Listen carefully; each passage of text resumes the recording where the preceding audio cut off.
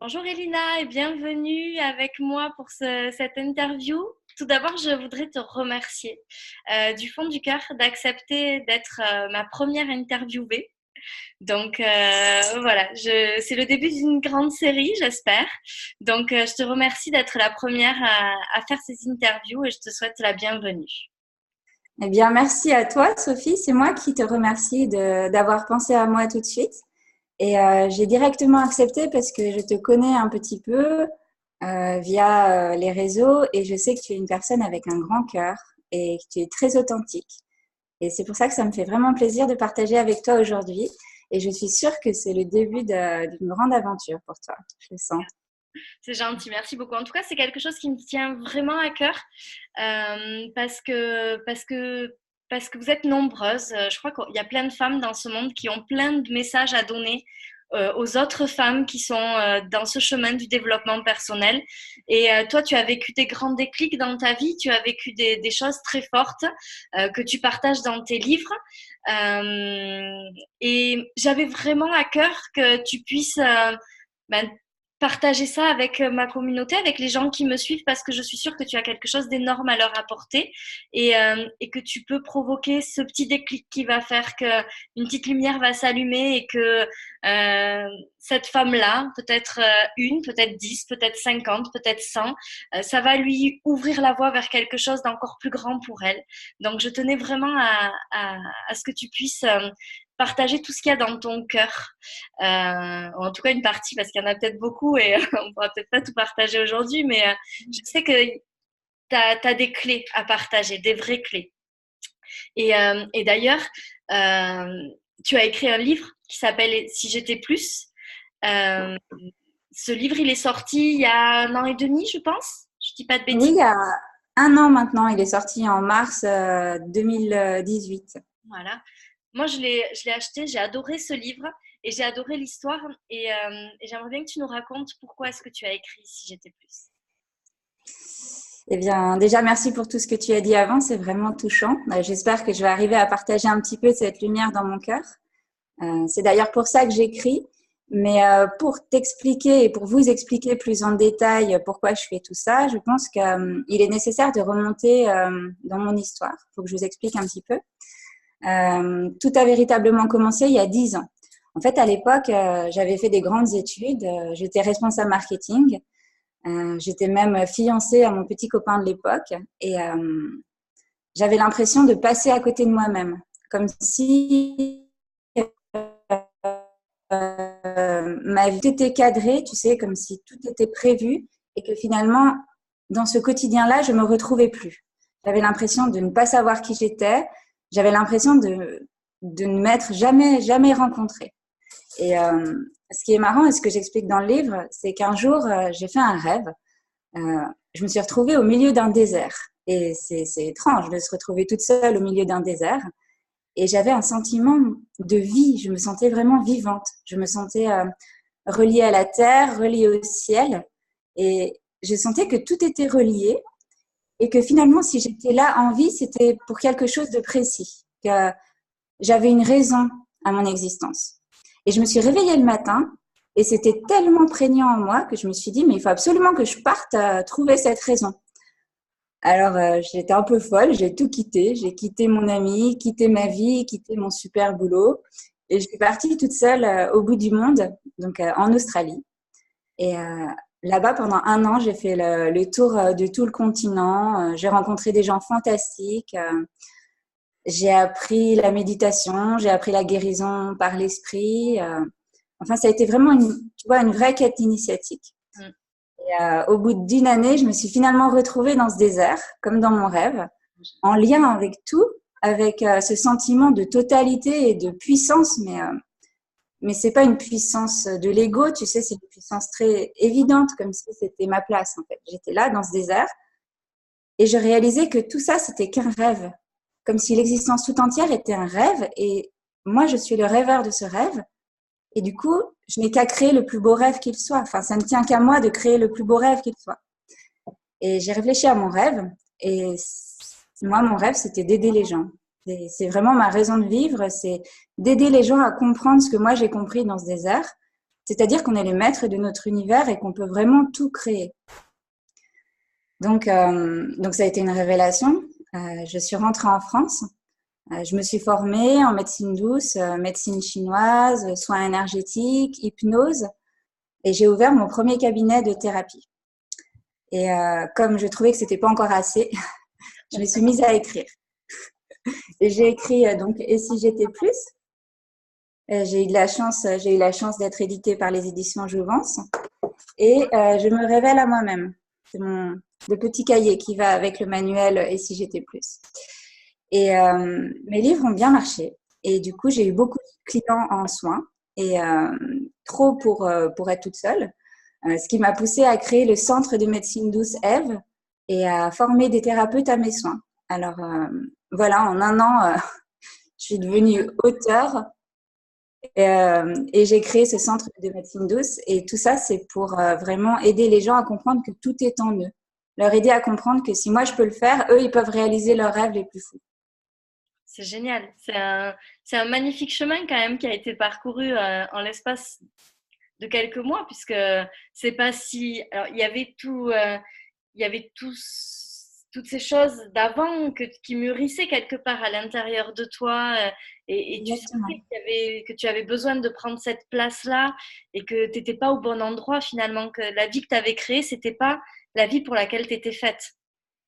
Exactement, tu as tout compris. Et du coup, tu as fait tout ce chemin et aujourd'hui, ce qui est le plus important pour toi, c'est de prouver aux gens que si toi tu l'as fait, tout le monde peut créer la vie qu'il a envie de vivre.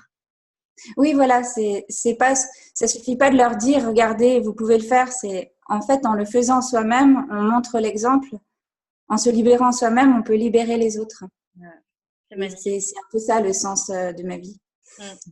C'est un joli, Travailler sur moi pour me libérer et libérer les autres. c'est plutôt sympa comme façon de faire, je trouve. Et puis à la fois, tu t'enrichis toi et puis tu enrichis les autres aussi en même temps. Et c'est dans cette communion-là que tout le monde grandit. C'est gentil, merci. En même temps, j'ai pas le choix. Mon corps me laisse jamais vraiment le choix quand je suis pas dans la bonne direction. Il te le dit, il te le montre. Bien.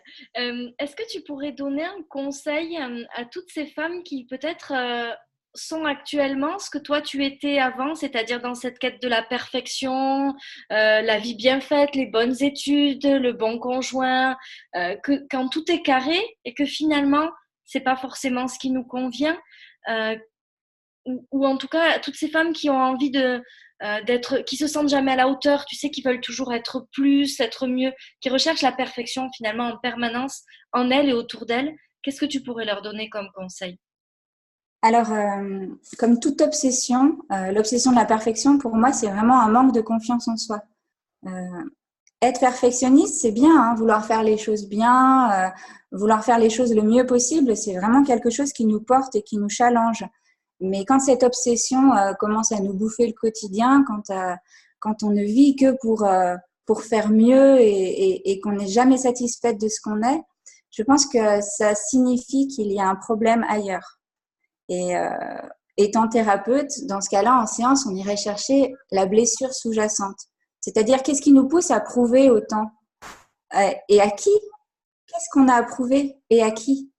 Et du coup, ça va nous pousser à rechercher dans nos blessures intérieures, à cheminer à l'intérieur de nous-mêmes. À quel moment on a été blessé par le passé? À quel moment on a subi des échecs, des humiliations, des critiques peut-être, ou même des attaques?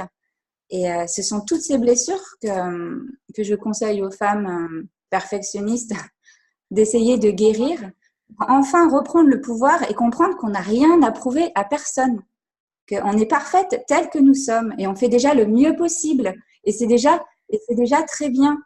En fait, c'est apprendre à s'aimer, à être compatissant avec soi-même.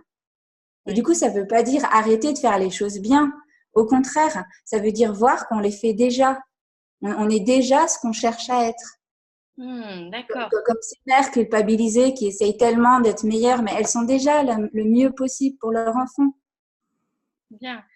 Donc en fait, tu fais la différence entre la personne qui a envie de toujours faire mieux, qui est perfectionniste, qui a envie de faire les choses bien, mais la personne qui finalement ne profite même plus de son quotidien parce qu'elle est tout le temps à la recherche de mieux et que du coup, elle s'oublie presque dans cette recherche, dans cette quête perpétuelle. Exactement. Mais l'équilibre est très fin hein, entre se challenger et c'est positif parce qu'on veut donner le meilleur de soi. Et ça, c'est très positif. Hein. Même la compétition envers soi-même pour essayer d'être le mieux possible, c'est très juste. Mais à un moment, en fait, on s'accepte pas et on s'aime pas tel qu'on est. Donc, on se sabote, on se trouve pas assez bon et on veut toujours faire plus. Et c'est là que ça commence à devenir nocif. D'accord, Et c'est là qu'il faut travailler les blessures sous-jacentes, d'accord. c'est-à-dire le manque d'estime et les blessures personnelles. Donc l'équilibre, c'est vraiment être à la recherche de grandir, en fait d'être toujours mieux, mais en étant satisfaite de qui on est déjà aujourd'hui et en savourant qui on est déjà aujourd'hui. Exactement, c'est avoir de la compassion pour soi. C'est comme ton enfant la première fois qu'il s'est mis à marcher, tu l'as félicité même s'il est tombé. Tu Ouais. t'es pas mise à l'engueuler parce qu'il ne sait pas encore faire le marathon. Non, Il faut être tolérante avec soi. Hein. ouais, c'est vrai. On est On souvent fait ce plus qu'on tolérant, peut. on est souvent plus tolérant avec les autres qu'on l'est avec nous-mêmes. Oui, on est nos pires détracteurs. Hein. Mm. On est nos pires bourreaux. Mais déjà, le comprendre, ça aide. Ouais, Ça aide à être plus doux avec soi. d'accord. Elina, je trouve que tu es une personne très lumineuse. Tu dégages, tu sais, j'ai fait un post il n'y a pas longtemps sur le fait d'être un Oui, j'ai soleil vu. pour les autres. Et toi, tu es vraiment ça, c'est-à-dire que dans toute l'énergie qui émane de toi, on sent beaucoup de luminosité, un vrai soleil. Voilà, quand on te voit, en tout cas, moi, c'est ce que je ressens. Et je sais qu'il y a plein de femmes qui me suivent et qui ont l'impression que le soleil à l'intérieur d'elles s'est éteint. Est-ce que toi, tu aurais un conseil à leur donner pour retrouver cette luminosité qui t'habite à toi? Enfin, déjà, merci beaucoup, Sophie. Hein. Je suis très touchée par tes mots et je trouve que toi aussi, tu as un vrai soleil. Merci. Et donc, pour répondre à ta question sur les femmes qui ont perdu leur lumière, j'ai envie de leur dire que c'est une illusion. On ne peut jamais perdre sa lumière. Parce que cette lumière, c'est nous. Cette lumière, c'est vous. C'est un peu comme si une étoile se disait qu'elle ne peut pas, qu'elle ne brille pas. Comme si le soleil se disait, je ne brille pas assez. Mais c'est une illusion. Le soleil, il brille déjà. Vous brillez. Vous l'avez juste oublié. Vous êtes ce Dieu qui peut tout créer. Vous êtes le maître de votre univers. Et c'est simplement un moment, on l'a oublié. On s'est conformé aux exigences de la société, des mieux-pensants, de notre éducation. On s'est modelé à l'extérieur en oubliant que la vraie lumière, elle est à l'intérieur. Et c'est là la clé peut-être principale de cette interview, c'est que il faut apprendre à lâcher l'extérieur, lâcher toutes ces faussetés et aller chercher la vérité à l'intérieur. C'est ça la lumière. C'est la petite voix, notre intuition qui n'est que dedans. Et cette intuition, elle sait. Et la seule façon d'aller chercher cette intuition, c'est la méditation. Enfin, la méditation ou toute œuvre où on se relie à soi, en fait. Hein. Et la D'accord. méditation, c'est quitter l'extérieur pour aller chercher à l'intérieur, pour aller s'entendre, pour aller s'écouter et pour aller s'aimer. Et Faire le c'est vide autour de soi pour se retrouver nous avec nous, en fait. exactement comme tu imagines un cercle, au lieu de courir tout le temps à l'extérieur du cercle, à un moment, tu quittes le cercle et tu rejoins le centre. Tu quittes l'extérieur et tu viens juste te retrouver toi-même, t'écouter, t'enlacer, comme si cet enfant enlaçait ton enfant intérieur, en fait. D'accord. Et c'est ce que j'apprends à travers mon livre, c'est-à-dire c'est un vrai guide pour aller trouver sa propre lumière. Et j'ai aussi créé des méditations guidées, parce qu'il y a des outils, hein, il y a des techniques pas à pas pour arriver à quitter le mental, à quitter l'extérieur pour aller à l'intérieur. Ça s'apprend, c'est pas. Les méditations C'est... de ton livre sont très puissantes. Moi, j'ai lu ton livre quand il est sorti et je refais régulièrement des méditations de ton livre. Je trouve qu'elles ont une puissance hors du commun, en fait, pour justement Ah, merci, ça me aller touche. dans l'introspection et dans l'intérieur. Ah, c'est chouette. Ben, merci. C'est pour ça que je le fais. Et du coup, Merci. pour rallumer cette lumière, est-ce qu'il n'est pas aussi indispensable d'être aligné à sa mission de vie, à ce pourquoi on est sur Terre? Est-ce que tu penses que ça va ensemble? Ouais. Et est-ce que tu peux donner peut-être un conseil aux femmes qui nous écoutent sur comment est-ce qu'on fait pour retrouver ce pourquoi on est là finalement? Eh bien, c'est très juste, en fait. La lumière, c'est vraiment qui on est, et qui on est, c'est notre mission de vie. La mission de vie, pour résumer, c'est ce pourquoi nous sommes là, pourquoi nous sommes au monde. Nous avons tous été créés pour quelque chose en particulier. Et trouver ce quelque chose, c'est peut-être la chose la plus importante de toute votre vie. Et pour cela, c'est pareil, il va falloir aller chercher à l'intérieur de nous-mêmes et nous poser les vraies questions. Pourquoi je suis fait? Qu'est-ce que j'ai envie de faire? Qu'est-ce que j'ai envie de donner au monde? Quelle est ma rime particulière que je peux partager? Qu'est-ce qui me donne des ailes? Qu'est-ce qui fait battre mon cœur? En fait, rechercher vraiment, se questionner sur nos valeurs, sur le sens de notre vie et sur le rêve. Une fois qu'on tient en main le rêve le plus fou, ce qu'on a envie de donner au monde, et bien ensuite, il va falloir travailler pour le concrétiser. Et c'est là que ça devient un petit peu plus compliqué. On va devoir travailler dur, patiemment, afin de créer la vie à l'image de notre rêve.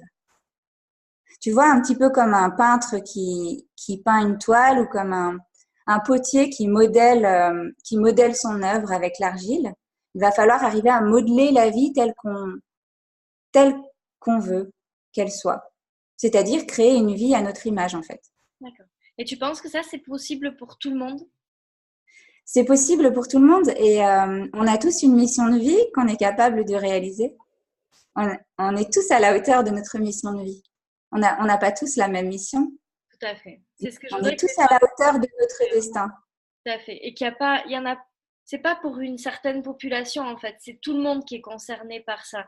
Et à partir du moment où on trouve ce pourquoi on est fait, ce qui vibre vraiment à l'intérieur de nous, la lumière à l'intérieur de nous, elle peut aussi se rallumer beaucoup plus facilement. Et ben, c'est exactement ça. C'est exactement ça. Merci Elina. Si tu devais donner une dernière clé ou une seule clé à toutes les femmes qui nous regardent pour qu'elles s'autorisent à être un soleil pour elles et pour les autres, qu'est-ce que ça serait? Si tu devais résumer, s'il y a une seule chose que tu peux leur dire pour leur permettre de rayonner de nouveau, ce serait quoi? Eh bien, s'il fallait retenir juste une chose, je leur dirais que vos différences, c'est votre plus belle arme. Souvent, on se bloque, hein, on se juge soi-même, on s'autodétruit. On se dit qu'on n'est pas bien tel qu'on est, on se cache à nos pairs, on se cache à la société pour être accepté, pour être aimé, pour rentrer dans le troupeau. Mais en fait, en faisant ça, on tue cette lumière, c'est ce que tu disais, on se tue soi-même en fait. Donc la seule clé que j'aimerais donner, c'est arrêter de vous tuer et accepter vos différences. C'est peut-être votre plus belle chance, c'est peut-être la plus belle chose en vous, c'est que vous soyez différents. Oui. C'est cultiver cette différence, cultiver cette spécificité. Soyez-en fiers, revendiquez-la. C'est vrai. Et surtout, ce qui est important, c'est cette différence, la mettre à profit pour une cause qui nous tient à cœur, pour quelque chose qui nous dépasse, qui transcende notre petite humanité, pour un idéal en fait. Et la seule erreur qu'on puisse faire, c'est peut-être de ne pas se battre pour un idéal dans la vie. Et j'ai écouté un film il n'y a pas longtemps, il disait « soit on se bat pour la vie, soit on subit ». Et je trouve que c'est exactement ça. Oui, c'est vrai. Et les femmes, encore plus, on est courageuses, on est rebelles, on est des guerrières. Et battez-vous pour ce qui est important pour vous, quoi. Vous ne laissez pas dicter. Je crois que c'est comme ça qu'on brille aux yeux du monde. C'est en se battant pour une cause qui est importante à mes yeux. Bien. Merci Elina, merci pour cet entretien. J'ai adoré partager tout ça avec toi. C'était vraiment chouette. Encore une fois, merci d'avoir accepté cette interview. J'espère que tout ce qu'Elina a pu vous partager vous permettra d'avoir des déclics, de prendre conscience de la personne merveilleuse que vous êtes et que ça vous permettra justement de briller à nouveau. Merci Elina, à très bientôt. J'aimerais juste dire merci beaucoup pour cette interview du cœur. J'ai été très touchée par la personne que tu es. Tu es très belle, tu es très authentique. Et j'aimerais finir là-dessus. On brille quand on est authentique, quand on est nous-mêmes, quand on donne avec le cœur, sans attente, comme tu viens de le faire. Donc, tu es une très belle personne dehors comme dedans. Et Merci. je suis ravie d'avoir partagé ces moments avec toi. Merci beaucoup, Elina. C'est très gentil, ça me touche beaucoup. À très bientôt. Peut-être. Merci, à bientôt. Au revoir. Au revoir.